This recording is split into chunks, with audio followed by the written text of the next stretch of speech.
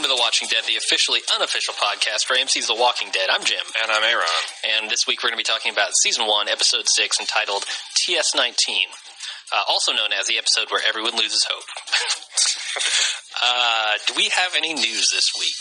It is late. It is late. It is almost podcasting at Eastern Standard Time. I'm a little loopy.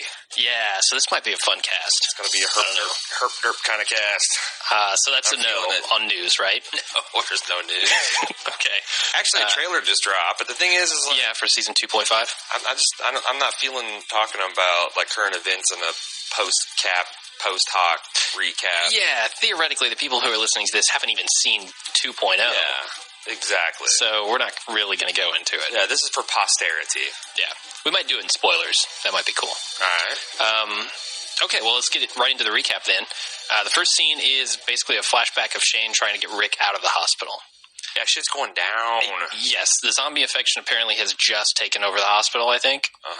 We've got the military swooping in to basically put everyone down, it looks like. It just overran. I mean, we're hearing, like, goddamn air raid sirens going off. Mm-hmm. Apparently that the military is clued in enough at this point that they're headshotting. Yeah, shoot them in the head. Now, let me ask you this. Why were they rounding up a bunch of medical people and exterminating them, basically? I think containment.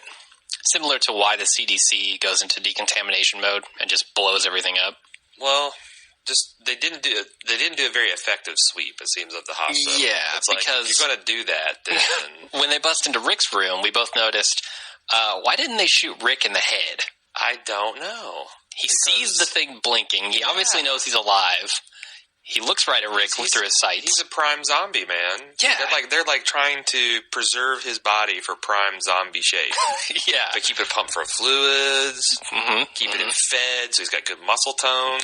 This is like the perfect storm of zombification. Yeah, I didn't get why they didn't kill him. So I gotta say, I thought it was funny to look on Shane's face, man. When he sees like all the stuff that's hooked up to Rick. Yeah. Like for an idiot like Shane, it's like, oh god, I gotta work a Rubik's Cube to get my buddy out of here. We're both gonna die. Yeah, screw it. I'll come back for him later.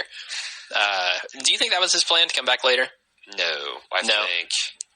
I think he barricaded a door just so his friend's body wouldn't be disturbed. But I think that did a pretty good job of selling me. And I remember when I first saw this, I hated Shane.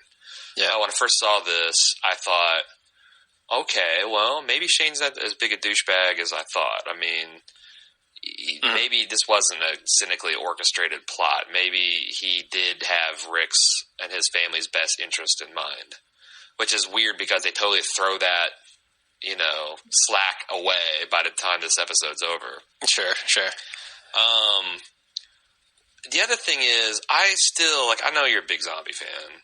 I'm openly skeptical that this zombie plague could actually overrun society because, like, they showed a squad of soldiers being overrun by zombies, and it just seemed like, these guys are standing around, a door opens, it's like, oh, hey, what's going on? Oh! And it's like ineffectual fire, and it's like, I don't know. I mean, I feel like I would have done a better job, and I don't even have assault rifles and chemical weapons gear. Yeah, I mean, I don't know. If you're in that situation, and a zombie jumps through a door and bites your buddy, what do you do? One squad guy's going to die. The rest of the zombies ought to be cut down in a hail of bullets. Really? I mean, you're going to have the Army or Marines or whoever these guys are murdering each other? No, you don't have to shoot the dude that just got bit, but you do have to shoot the horde of zombies before they get to you and bite you, too. Like, all right. Yeah, I mean, that's the thing. I mean, I understand what you're saying is, they're going to take the buddy and drag him behind lines, and he's going to turn into a zombie and then infect the whole base of armed Marines. It just... I don't know, man. I've always had a problem with how this thing jailbreaks into the larger civilization. Once the military gets involved, it seems like that would be game over. Except, I mean, you have to think, okay, we're seeing like one hallway in Atlanta. What is happening in all the other millions of hallways in Atlanta? We're seeing one hallway in some bumfuck town in Kentucky. Point of fact. Are we? Yeah, remember? Yeah, because he then travels to Atlanta. Yeah, that's he's right. From like Cynthia, Kentucky. Okay, so that's even worse. I mean, that's a small town. What happens when you go to a place like Atlanta? This is the state of Raylan fucking Givens. He exactly my point. He would put the Mac down on all the zombie stuff. Headshots with this? Are you kidding me? They should just give him an infinite supply of Berettas. I want to see... Like, the nation's resources should just be nothing but stamping out Berettas and 9mm ammunition for Raylan Givens. And just let him go wild. Yeah. I actually want to see Jesse from Breaking Bad. I'd like to see him in a zombie situation. Oh, he's a pretty good headshotter. Yeah, and now he is. Blank range. I'd like to see both versions of him. One at the beginning of the series and one near the end. All right, we managed to pour out links to all of our other podcasts in one fell swoop. So I want to see how Snooki would handle it. No. Anyway, so undead. I have one other thing. Okay, do it. Ask you.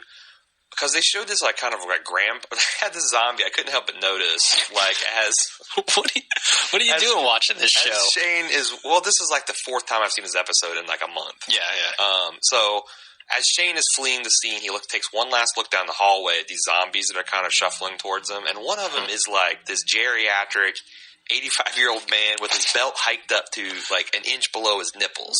Okay, and he's kind of got the weird old man posture, but he's a zombie. And I'm like, okay. So what happens if a nursing home got infected?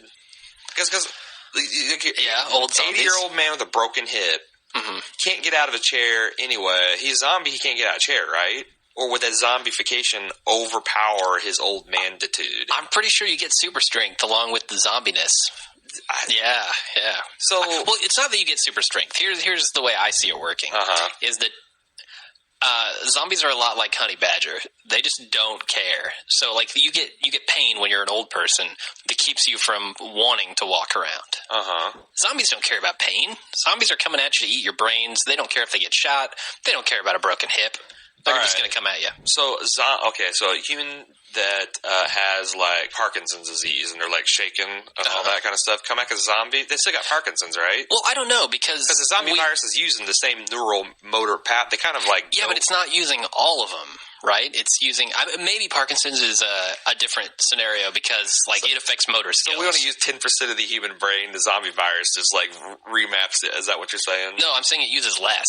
So the stuff that might normally affect weird parts of your brain that might normally affect movement or something might not be active. I thought Parkinson's was something that actually would infect the brainstem and the actual nerves, not necessarily higher brain functions. But you might be right. I mean, I'm obviously not a doctor. No, I'm doing a podcast about zombies. Come on. I wonder if he listens to the Breaking Bad cast. Well, you need to ask him his learned opinion on zombie necrotization of neural pathways. Yeah. By the way, I know more educated that it's a myth that we only use 10% of the brain. Yeah. So I don't want an email on that. I'm just being funny. All right. But we've spent a ton. And if you didn't know that, bing, I just educated you. We've spent a ton of time BSing, but I do have one more question about this scene that's kind of important. So when Shane comes into the room, I noticed that the flowers are pretty good looking. They're not too wilted yet. So that to me says he was there a couple days to maybe a week earlier to drop off those flowers. What is the timeline like here?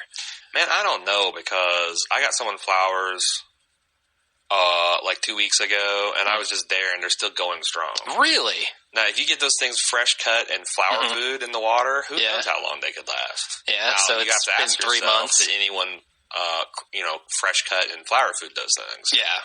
Does anyone at the hospital care enough? It seems like, you've got anywhere between several days to several weeks of flower time. And again, the most useful barometer we can have of this total zombification is what Jenner said the previous episode, that it's been 60-some days. And actually, you know what would be cool? I don't think anyone's done this. We should make an article on our site about analyzing the timeline. Yeah. And try to fit the pieces that we see in the flashbacks as best as we can with clues and get the listeners going. I mean, I don't know if it'd be useful, but it'd be fun. Yeah, certainly. We'll try to set that up. Or maybe I'll search to see if such a thing already exists. Good idea. Good idea. Anyway. So, moving on. Next scene.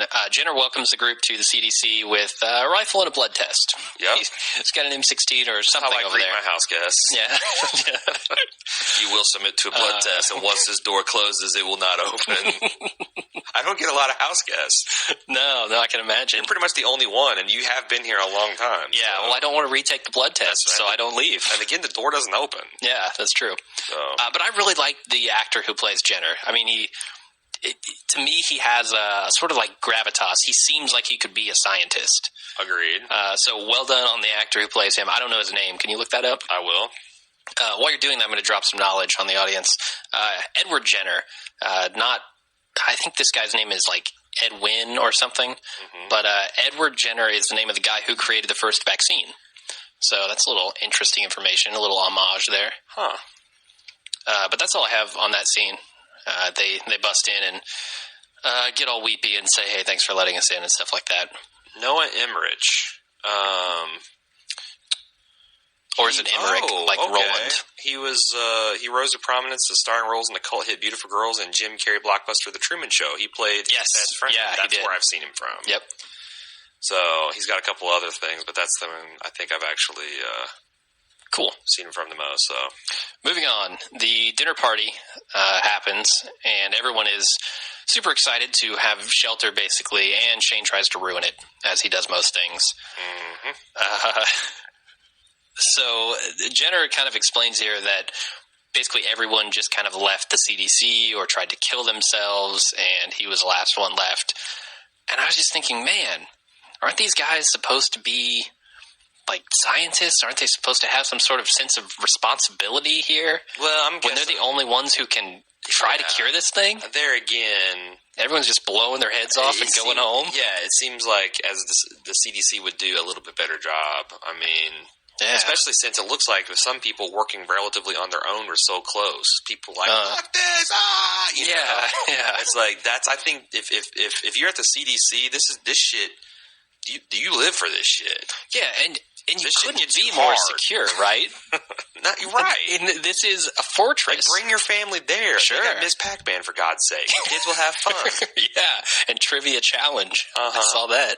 I also got to point out that Lori is such a stick-in-the-mud goddamn mother. Here she's trying to keep Carl Jr.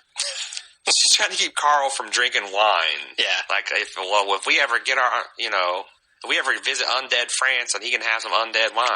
I just think it's hilarious that she's almost 2 or 3 times a season she's averaging, making him do his schoolwork, cutting his freaking hair, keeping him from drinking wine. I mean, or letting him go off to be killed somewhere. This is the end of civilization, lady. Yeah. Loosen up a bit. Yeah. The age of innocence is gone. Plus, if this is the kid's first drink of wine, he's not going to like it anyway. That's the thing. It's like, my kid, he wants to take a sip of beer. I'm like, knock yourself out. He's like, this tastes like poison. I'm like, that's right. Yeah, kids hate that. I hated it when I was a kid. Yeah. So. Father of the year here. Anyway. Horrible. Mother of the year, apparently. Next scene, Jenner gives a tour of the facility and tells everyone not to waste the hot water, which they immediately do. Right. Every single one of them. Orgy. I mean, this is a literal hot water orgy. Rick and Lori are screwing in the shower. It's like a body wash commercial. I've never seen people that weren't paid to enjoy a shower so much. Until we get to the wall of Shane and Andrea. Yeah, they're not too happy about it. Yeah. Andrea's taking a nice catatonic shower. Yeah. Shane's taking a shower of regrets. I do have to say that I really felt their joy in this scene, because if you can imagine being out there in that world and then coming indoors where everything is safe. Everything is safe. That has to be such an epic feeling of security and a sense of relief. Yes. That I love that scene. Yeah, I want to mention that too, because it reminded me in the first pilot episode when he takes, I always forget this dude's name, the guy he's talking to on the CB. Morgan, and his son to the jailhouse or to the sheriff's department. There's hot water and just a simple pleasure of taking a hot shower. Yeah, and I've been on camping trips where it's been a while, and it does feel so good. If it's been days, weeks, and there's been zombies after me, I thought they did a really good job of showing just a simple human pleasure of comfort and warmth and security. So moving on, Andrea mourns the end of the world and the loss of her sister. Basically, she's crying, and Dale comes up, and she's actually puking into the toilet. You think that was from the wine or more just from grief? A little bit of both. Yeah. Well, not just grief, but just being, I think she took Jenner's, while everyone else is kind of just, overdosing or getting high on the comfort, she's actually focusing on what he's saying, which is the people that are supposed to fix this problem are dead and gone, and no one's fixing it. Yeah, it's kind of fitting that the two seemingly most pragmatic people in this series are both taking it very hard. Right. You know? Also, the next scene, Rick takes the opportunity that I think it feels like he gives this speech like 3 different times. He's given it to Jenner, he gives it to Herschel, but it's all about you don't know who. I don't know a Herschel. Who's a Herschel? It's not a spoiler. It's just a dude. All right. It's a dude. A dude can't be a spoiler. All right. Herschel. Anyway, Herschel, the guy who invents chocolate candy, milk chocolate candy. He always gives a speech like, you don't know what it's like out there, to someone that is sitting in a position where they don't know what it's like. Yeah. I think, and he gives it almost identically. Any thoughts on that, Jim? I mean, Jenner really doesn't know what it's like, right? He never went out, apparently. Right, but he stayed indoors. At this point, I understand why he gave it to Jenner. Well, no, the other guy, because but he's not Jenner's not trying to evict him. He's not trying to hassle him. Like Rick's like, you got. That's true. You have to understand what it's like out there, and I'm like, I think, that's his way of thanking Jenner, right? He's like trying to impress how much it means to him that he let him in. But Jenner's seen some shit too, man. I mean, the whole place is, the thing with his wife. Well, they don't know about that yet. But that's true. What he just told him seems pretty horrific. All your coworkers taking turns suiciding, and I don't know. When I had a office job, I wouldn't have thought that was so bad. Yeah, some of them. Philharmonic. Not going there. So the next scene, Shane is attempting to explain to Lori basically why he thought Rick was dead, and then he attempts to rape her, of course. Yeah, and a lot of people forget how intense and disturbing this scene is, I think. Because this, to me, is one of the more disturbing scenes. There's gore everywhere, but this part is really disturbing to me. The way Shane is acting, the sense of ownership, that he feels for Lori and her kid. From the very beginning, like, I gotta say some things to you, and you're gonna listen to them. Yeah. Just... it rubbed me the wrong way from the beginning, and then he actually tries to physically force herself, and she's in a vulnerable state. Yeah. As you pointed out, she's not wearing any pants in a public area for some reason. Just roll around, no pants. And it's too bad Rick was explaining, why Jenner doesn't know what it's like out there, because here, his wife is getting raped by his buddy. Yeah, horrible scene. And people seem to let that go. I don't get it. Yeah, I think...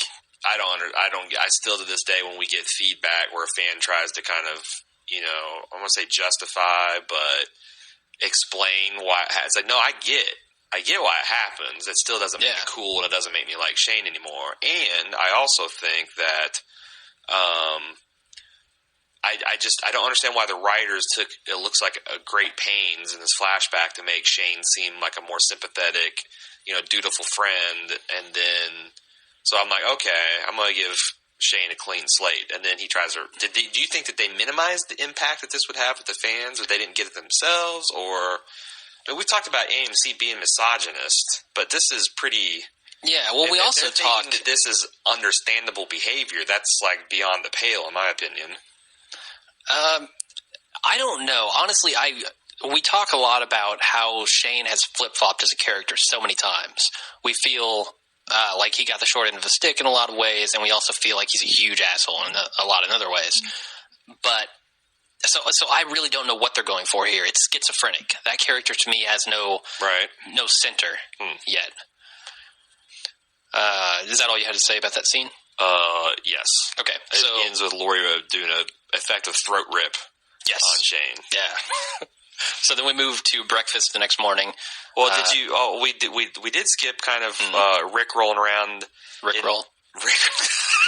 We're gonna Rick roll our audience. Rick roll Lori, rolling around in bed with Lori. Trying to give her this like, hey, we don't have to be any afraid anymore. We're safe. Mm-hmm. Which I thought was pretty not funny, but ironic considering she just got assaulted. Because she's sobbing. He doesn't understand why. And he's like, no, Lori, we're safe. There are no rapists here, Lori. I'm an officer. I've secured the premise. I just thought it was hilarious. Oh, man. Especially Andrew Lincoln. What's the opposite of a ward?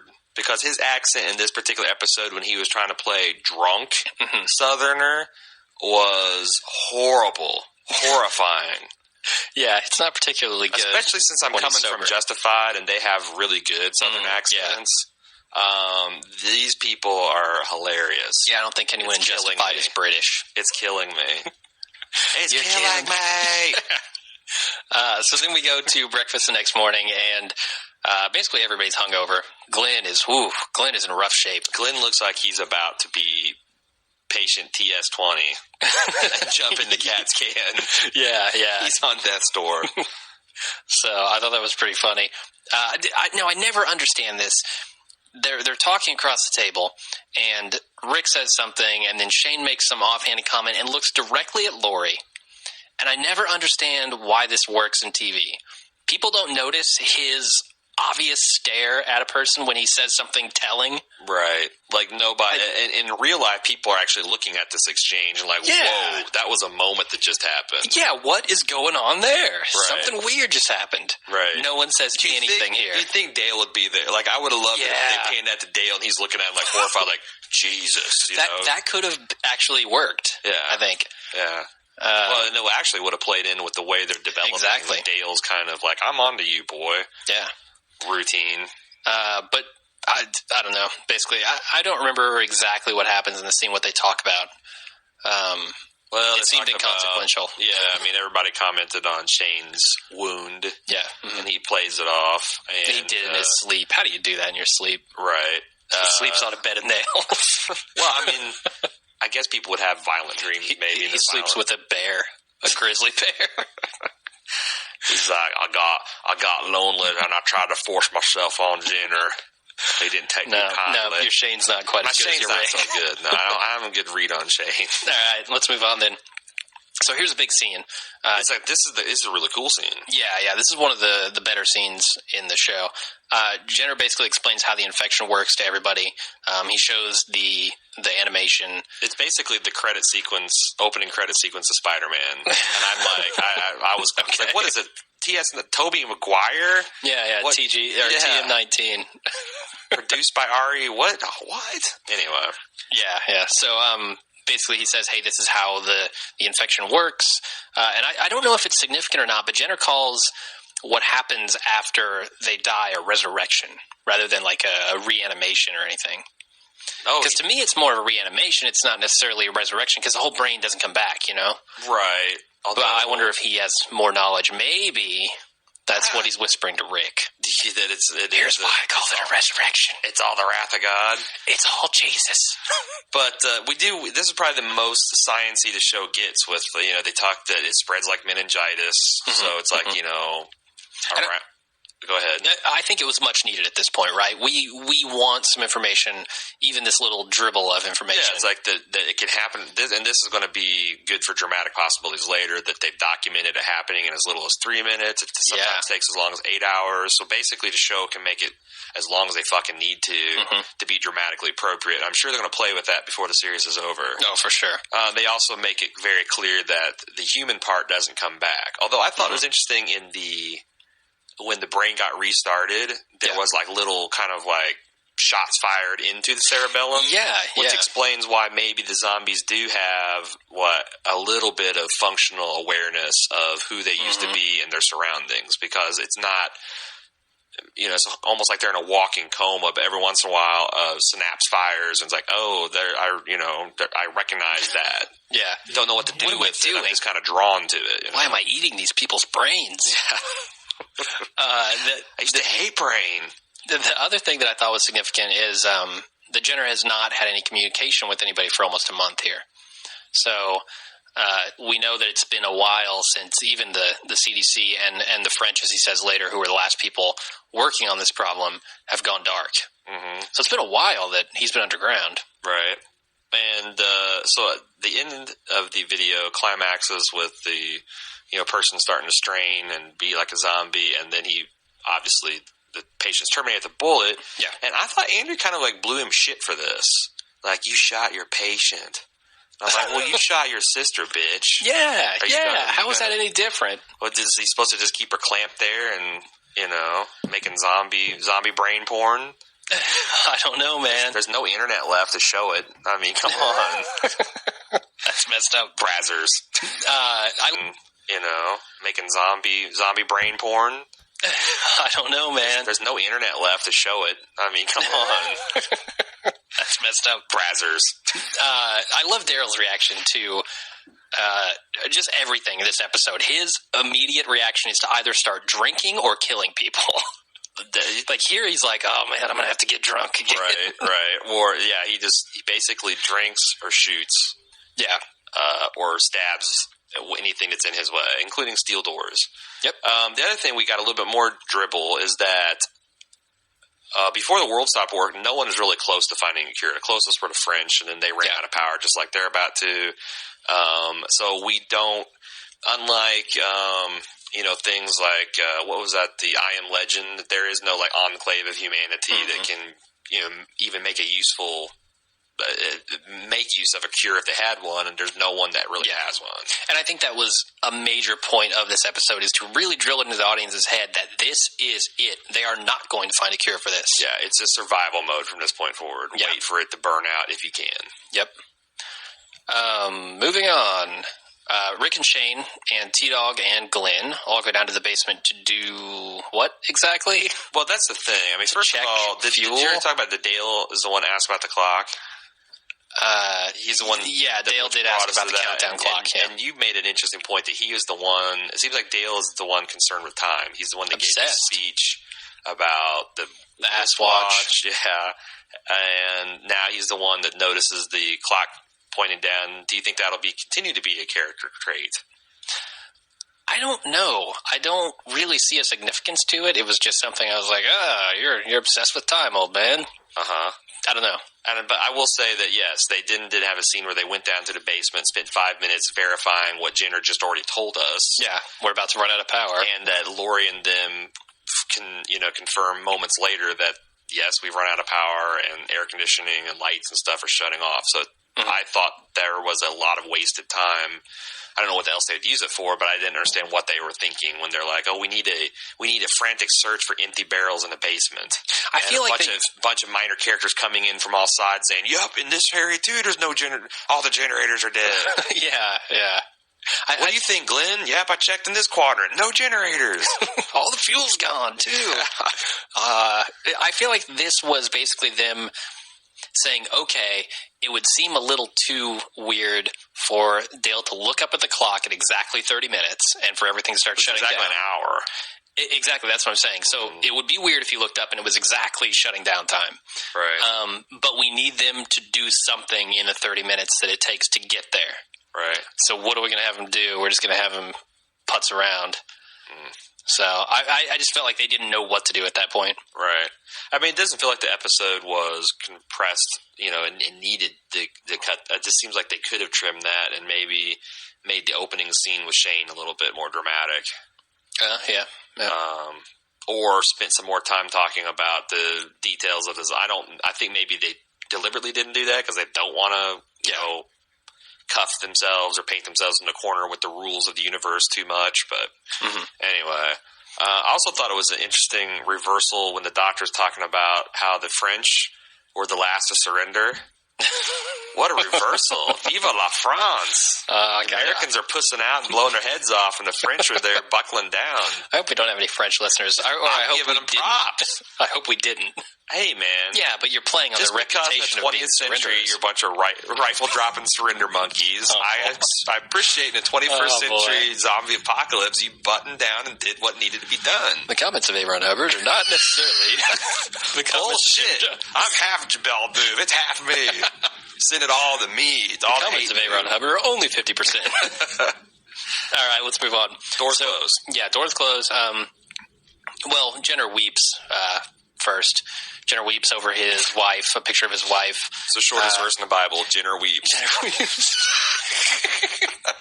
So, and he's got like his Sunday best on too. He's wearing a tie. He's all dressed up. He's got his lab coat on. And then he locks everybody inside. He knows he's about to deliver some ridiculous dialogue, and he wanted the tie to kind of carry his presence to carry today. Sure. If he was in a hoodie, no, not buying it. He'd look like he'd just be a homeless man screaming stuff. Yeah. We don't even think you know how to run this facility. Right. So, of course, Daryl's reaction to being locked in is his usual, immediately try to kill someone. Right. With an axe, which would have been awesome. Mm-hmm. Or no, he comes at him with the bottle, doesn't he? He's going to smash the bottle on his head. Then later he gets the axe. Yeah. Goes at him again. Makes multiple attempts to kill Jenner in this episode. He does. And then Shane gets into act. That was pretty funny. Yep. But also because people are like, what the hell is going on here? And then Jenner, he goes into crazy homeless guy mode. And he's like, you understand, we work with very nasty stuff. Stuff you do not want to get out. Weaponized smallpox, Ebola, virus. There once was a man from Nantucket. Teletubbies. He's just like shouting 3-syllable phrases. And putting the emphasis on the last one. I thought it was hilarious. It's like a shouting monotone. It's weird. Right. But there's always like, it's like a tone poem, man. He's like a beat poet, only he's screaming about scientific terms. And this struck me as funny the very first time I saw it, too. It's like, the director, was cool with this approach. I don't know. I kind of see it working a little bit. I think I didn't think it was if bad. If he was going to go that far, I think he needed to go a little bit further and just completely come unhinged and rage. Where this was like he was a little bit, but maybe that's his character. I mean, this is a scientist. This is as fucking crazy as he gets. Yeah. I can see that. So I don't have a whole lot more to say on that scene. They try to bust out. They're hitting the door with, axes, and did they shoot it? I don't think they shoot it. I thought they did. They just hit it with axes. Yeah, I don't know why they wouldn't try shooting it now that I come to think of it. Yeah, they shoot the window later, but Shane wastes millions of dollars worth of computer equipment. Yeah, with the shotgun. And I was thinking, man, I hope that's not the computer that unlocks the doors, because we might need that. Right. So moving on, Jenner basically reveals that TS-19 was his wife, and they eventually convince him to let them out. In kind of a longish scene here, where Shane does attack him. This is, I guess, I don't think this is a spoiler, but his whole speech here is basically Laurie's POV for season 2, because she's actually kind of giving the justification for why they should be allowed to choose. And in season 2, she pretty much reverses herself and goes into full-blown Jenner mode. Yeah, no, you're right about that. Why? I mean, we talked a lot about that in the podcast. I just thought it was interesting. Do you think that's a deliberate kind of brain bug that they infected her with, or do you think it was... I think it's just a culmination of everything she's seen. I mean, when she's here, she's seeing, oh my goodness, there are still pockets that are safe. Jenner totally shatters that and then kind of sends her into a spiral, I think. I thought it was interesting, Rick, his let us keep going for as long as we can. That, I think, is the that's basically the plot of the whole show. That's the subtitle, the context. Yeah. There is no cure. There's no normality. We're going to just try to keep going as long as we can. Yeah. Even in the comics, they're obviously way far ahead of where the TV show is, but that's pretty much, what they're trying to do. Yeah, definitely.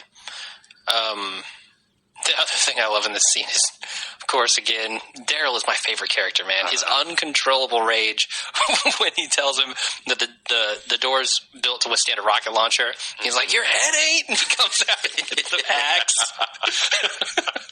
I love it. It was not designed. Well, your head ain't.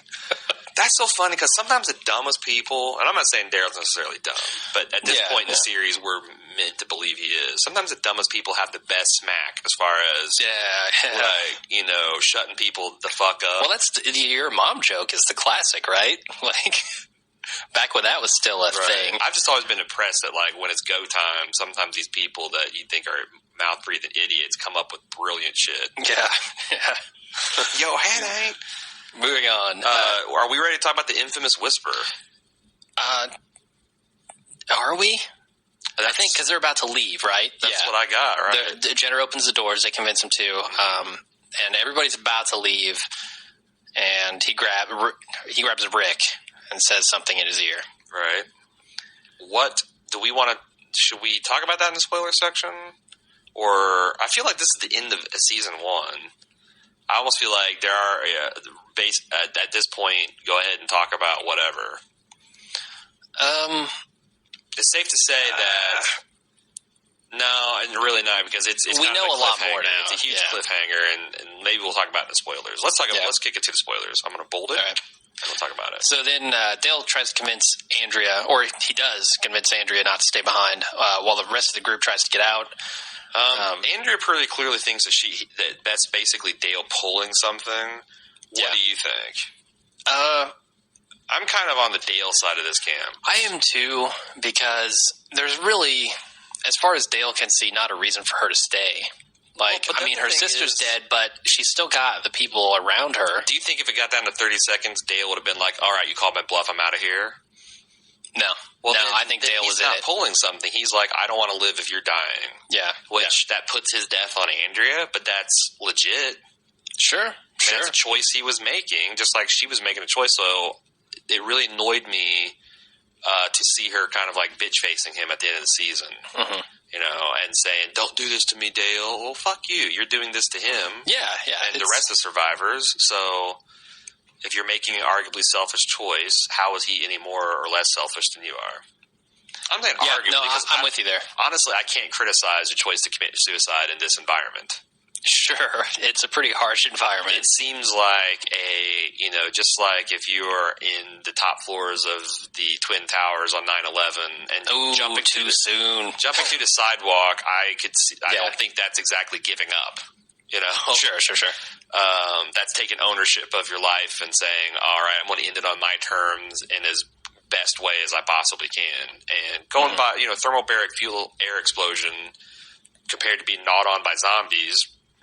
Not bad. Yeah. Oh, definitely. And then you don't have to come back as a zombie. Right. So I kind of see their point, and I just thought it was weird that Andrea is allowed, and Dale doesn't ever try to make the contrary point. Like, look, how can you hold this against me when you're doing the same thing? Yeah, we're just making choices. Yeah. You said I took your choice away from me. You took my choice away from me. Mm-hmm. So anyway. But I did like Dale's performance in this scene. I felt like he genuinely cared for Andrea and genuinely didn't want to live if she wasn't going to be there. Jenner's weird shouting and Andrew Lincoln's horrible accent aside, this was a really well acted episode. I don't think we said enough about between Shane and Lori. Mm-hmm. They really, one of the reasons that worked so viscerally is because they sold it. Yeah. And the scene at the end, even people I don't really necessarily care about, like Jenner and Jackie, they made me feel a little something in their deaths. Oh, definitely, yeah. And especially the fact that Jenner sees them get out of the facility, and he knows that there is some hope for humanity. That registers on his face, and it really felt powerful. Because he didn't really show much. He's like, well, I'm going to open the door, but you're still fucked. Yeah. And when they're able to get out, I do think you're right. That's like, well, life kind of, Jurassic Park, life found the way. Yeah. So maybe the female Tyrannosaurus will start breeding. There you go.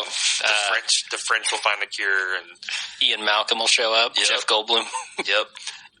The other thing that I really liked about this scene is when they're trying to get out and Shane's blasting away with his shotgun at the window and it's not working, how early in the series they set up this grenade and how nonchalant. Chekhov's motherfucking grenade. Yeah, that was really well played. Like, Breaking Bad's Ricin almost doesn't have anything on this grenade. Yeah, a well-placed grenade. Yeah. And the expression on Rick's face when he pulls that pin, he's like, what? Oh, I just did that. I gotta get out of here. That is kind of weird. Like, I liked it. Oh, really? I thought it. Yeah. You do know how grenades work, right?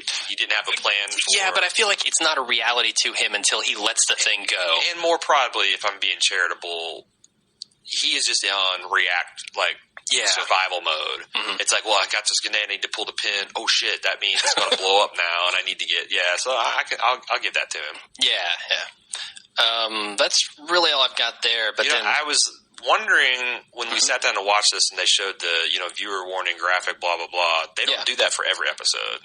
I'm like, why did they do this? Because I don't remember this episode being particularly violent, and it's relatively zombie-free. The last minute is pretty... I mean, they're pulling some Dead Island shit here. Yeah.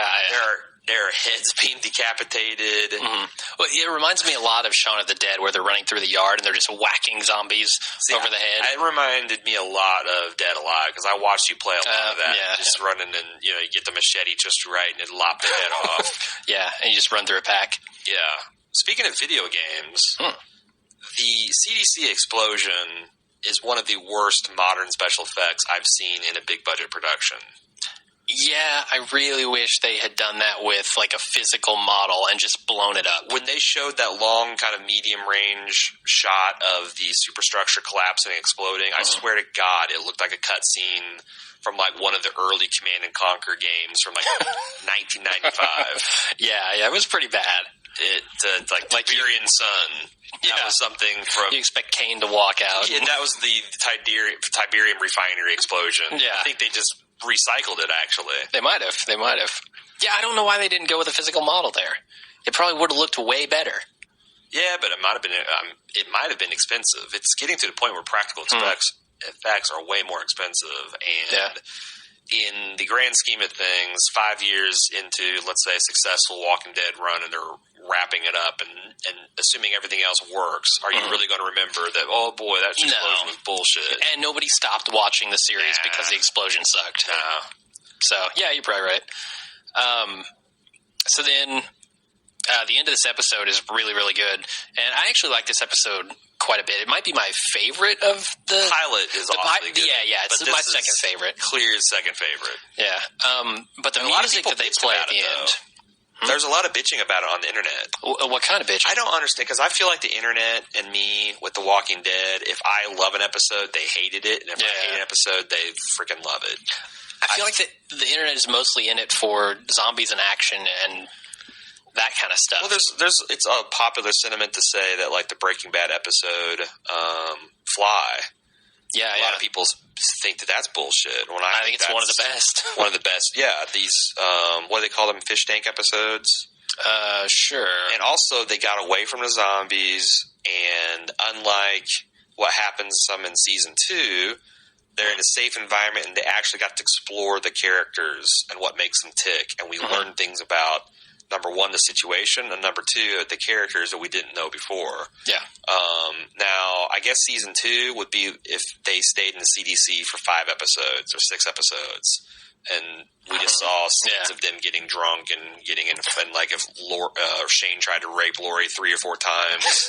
And then apologized 3 or 4 times. Yeah, it's just the same. It's like, okay, what the fuck? So I think these kind of episodes are great, and if they would do better job of exploiting the few moments of safety and civilization that these people do manage to find, everyone would be a lot happier with it.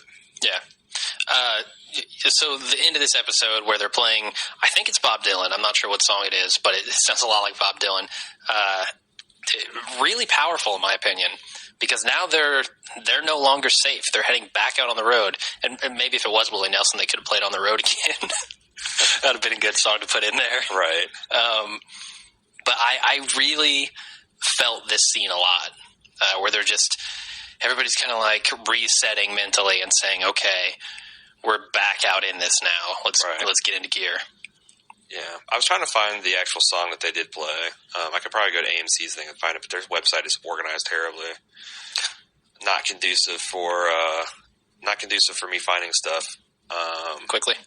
Yeah. All right. Well, then that's all I got for the building recap. that's shown as the CDC is actually the Cobb Energy Center, which is a performing arts center in Atlanta. I thought it looked a little like liberal artsy. Yeah, yeah. It's got the kind of almost Sydney Opera-like weird white concrete looping structures. Sydney Opera House, you know what I'm talking about? They should have just blown that up. The Sydney Opera House. For the explosion. Just do it in real life. Yeah, I know what you're talking about. Have you seen the iPhone app, the action movie? app where you could actually shoot. You could take a picture and it'll shoot missiles. I've heard of it. It would have been hilarious if they just like. We'll recap the scene. Took a picture of the Sydney Opera House and used a special of the action movie app, and then filmed that with a digital camera. Yeah. I'll put a video up on our site of that. Yeah. Anyway, I couldn't find a song.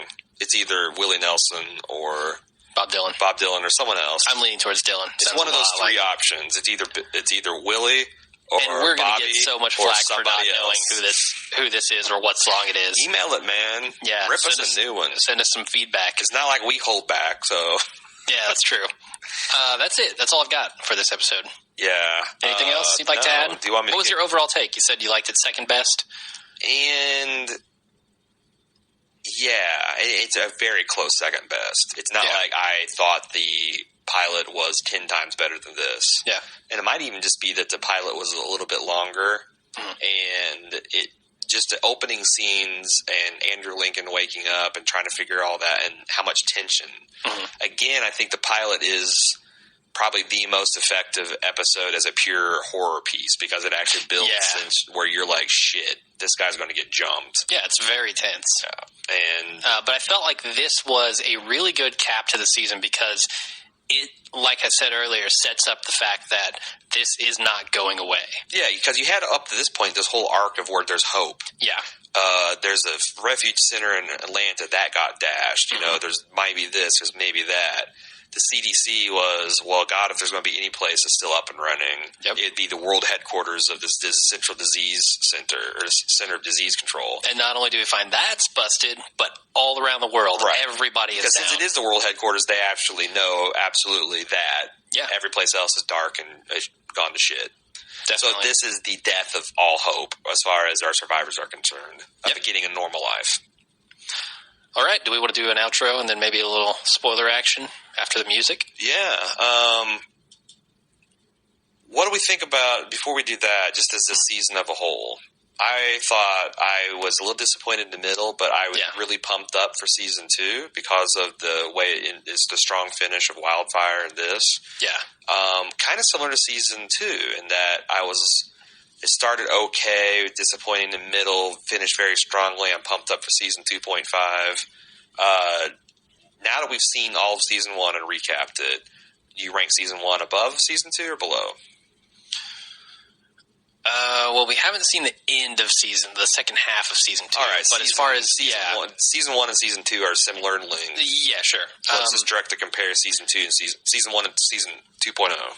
I would say that season 1 is slightly better because it deals with all these pertinent zombie scenario issues. You know, like we're saying, what happened to the infrastructure? What happened to everything? It's kind of building hope and then dashing it. Whereas season 2, it feels like, okay, the hope is gone. Now it's just a story of survival. And how are these people going to survive? And that's also interesting, but I feel like if they can pull it back towards, well, we need to figure out how we're going, like our long-term survival, not just our immediate survival. Well, they need a little bit more of that in there for season 2 to end it. I also don't think that they knew that they were going to split this thing up into 2 when they made it. Yeah. Just think about, like, season 2 of Justified. If we had to recap season 2 up to like the 6th episode, we'd have been like, where the fuck is this going? Yeah, and I don't like this much at all. I think, compared to season 1, season 2 is crap. But then the last half of season 2 made the whole thing work. Yeah. And work well. So it's entirely possible.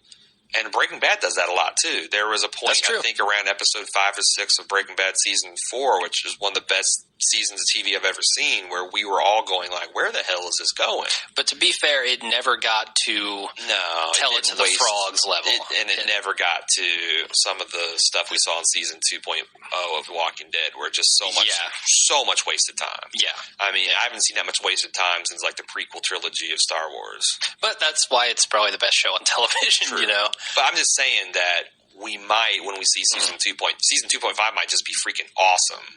Because it's where it's downhill and pedal to the metal, and it's just going to be breathless. I'm hoping that's what it's going to be. Yeah. But as it stands, I prefer season 1, and by a fair margin. It's pretty close for me. Honestly. But yeah, season 1 is better in my opinion. honestly think that if you did a Walking Dead Apocalypse cut of season 2, that it could be 90 minutes long. You might be right about that.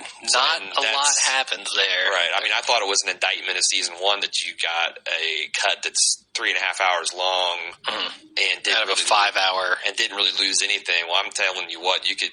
I bet you can make a 90-minute cut of season 2.0 and be very tight and very entertaining. We'll see. Hopefully, the guy who did the Walking Dead Apocalypse will also cut season 2. Kickstarter, because I'd kick in. I'd kick in at least Blu-ray $1 or $2.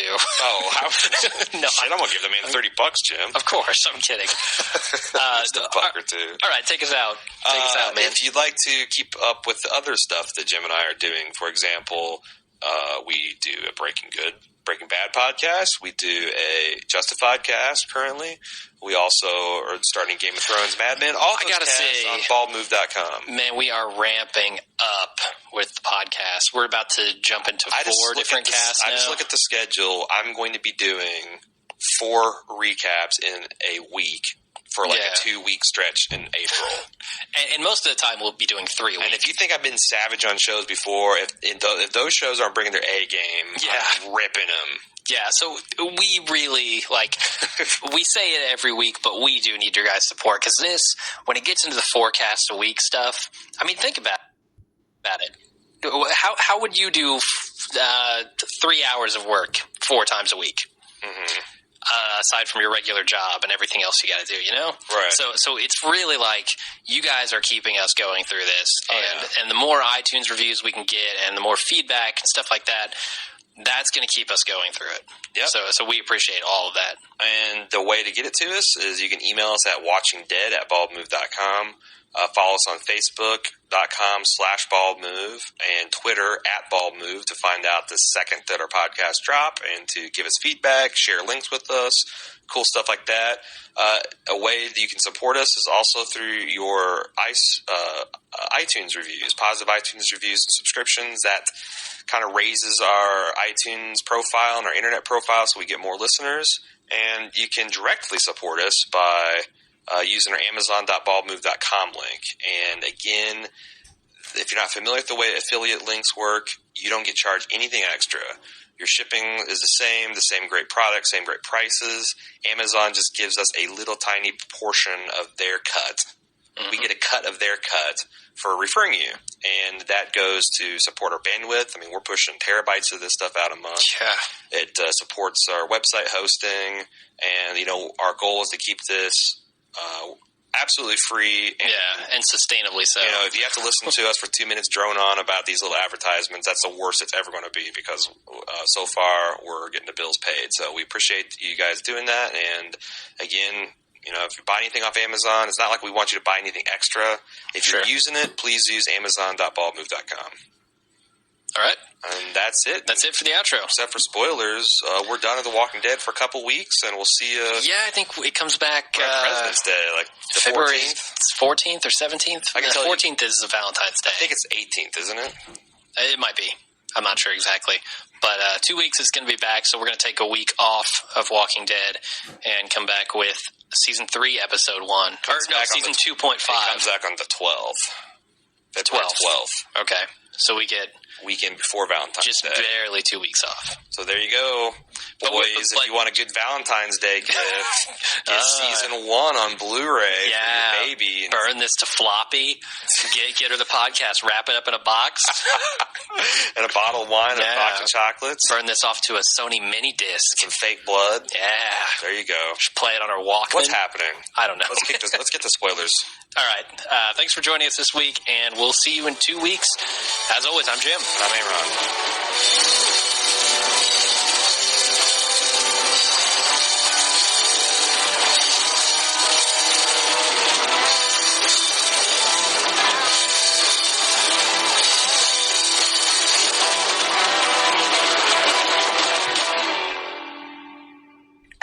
With the spoiler section, what do we have to talk about? I don't have a lot, but I have an email about the infamous Whisperer, which is not exactly a totally new thought, but it is a good place to mention it. You mentioned that it might not actually be a whisper; it might just be Jenner. Giving him a little slipperoo. Yeah, giving him a little tongue action in the ear. Passing him the pink bubble mint. The Bazooka Joe. He just fills his ear with bubble gum. That'd be so disgusting. I was talking about his tongue being the pink. Yeah, I gotcha, but wouldn't... that'd be gross. The grenade that you're about to use is going to be very loud. Let me stuff your ear canals with gum to help protect your hearing. Turn your right side to the explosion.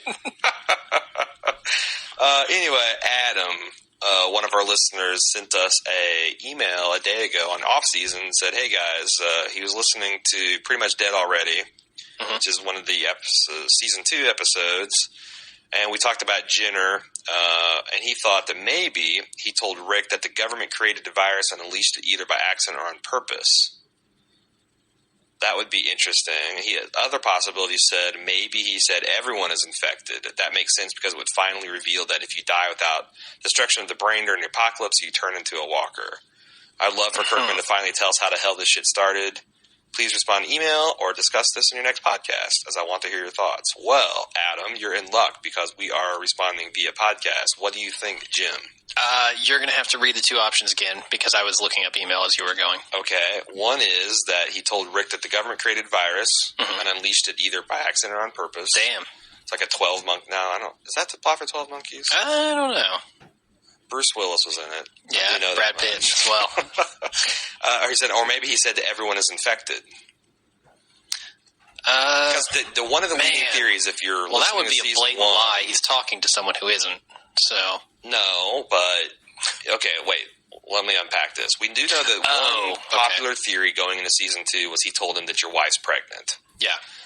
That turns out either to be, it has to be false. It can't be true, yeah. Because if it turns out later to be true, I'm going to call bullshit on the show because Andrew Lincoln had a perfect opportunity to tell exactly this in season 2 and he didn't take it. And he acted shocked. I mean, Rick did. So if they turn out to later to retcon that in, I'm going to be pissed. Number 2, if the government made it and deliberately released it, I don't know if that actually gives an interesting twist on it. Does it matter? No, it doesn't matter. I mean, I don't see that plot going anywhere. What are they going to march to the underground government bunker and kill everybody? Right. Like take vengeance on I don't... It wouldn't matter. Go to undead President Obama and, pee on his undead corpse? I don't know, man. It just doesn't seem like there would be any satisfaction to that. No, definitely not. What about the everyone is infected? Now, you said everyone's not infected. That's according to the canon of the comic book, and we don't know if the TV is going to follow this exactly, but the comic book, everyone is infected. Gotcha. You're already infected, you die. Even if you die of an infected paper cut, or you break your neck, you're going to come back as, interesting, you're going to come back as a zombie. You break your neck, you're going to come back as a zombie that's paraplegic, right? Or quadriplegic. Yeah. If you sever your spine, your spinal cord, sure. All right, just want to make sure. But you're going to come back regardless of how you die, even if you die of like stomach poisoning or food poisoning, And I actually like that option because that to me really spells out Jenner's hope, his lack of hope. Because if everyone is infected, what is the end game here? That everyone in the future who dies is going to have to be shot through the head immediately? Like, that's how we're going to dispose of our dead in the future? I don't think that's a problem. I mean, I guess it's not a problem for the long-term survival of humanity, but that does raise an interesting question, I guess. Are the people prepared to do that? Because we see in season 2, Lori has a big problem. I think it's in season 2. Season 1, she threw a shit fit about, we need to bury our dead. Glenn was on that side. So, I mean, that could throw an interesting thing into it way down the line. I do think that our funerary customs, I got this book called, say it's called Vampirism, Death, and Burial. And it's a scientific look at the vampire myths and how a surprising amount of our funerary customs are derived from us being terrified of dead bodies. And not because, we think they're going to get up and walk around, but because dead bodies were very huge source of pestilence back in the day. Yeah. So, burying them and putting them them in boxes and doing all these things to keep that contagion contained. Sure. So I could totally buy that, 100 years into a Walking Dead future, that putting a bullet in your loved one's head is as ceremonial as throwing the first handful of dirt on the coffin. Sure. Maybe instead of having a pallbearer, or an open casket funeral for him. You know? Maybe instead of a pallbearer, you've got the gun bearer that puts the gun in the mouth and pulls the trigger. And the 21 gun salute will just be 21 bullets to the head. Yeah, so it's like I actually think that's kind of a fascinating thing to think about. But I think that is the end game. You would do stuff like that until the contagion gets cleared. And again, I don't think it's relevant to the show. I mean, at most, it's going to cause a couple of people to disagree on how to dispose of the dead bodies, like way down the line. But I don't see it being relevant enough to make it this big cliffhanger thing. Right. Whatever he told him has to be important, and there has to be some sense of immediacy in it. Let me give you a fourth option. They're just going to pretend like this never happened. I hate that option. I hate it. Yeah, but I think that's actually where they're going to go. There's different showrunner. It's just going to basically be like the Walt plot line of Lost. No, man. Like they paint themselves in the corner. The kid grew up too fast. And they're like, fuck it. We're just never going to mention it again. Yeah. We're just going to have this character. His job is going to be to scream Walt for the next 3 seasons. Walt! I'm really going to be disappointed if they just drop that. It goes nowhere. I kind of made peace with that we're not going to get a satisfactory explanation because and maybe this is a little bit spoiled great because I really thought it was going to be Lori's pregnant. And now that's not an option, I'm like, what the fuck could it possibly be? Because either these things honestly, Adam, I think you're right, but both of these explanations are kind of horseshit. Yeah.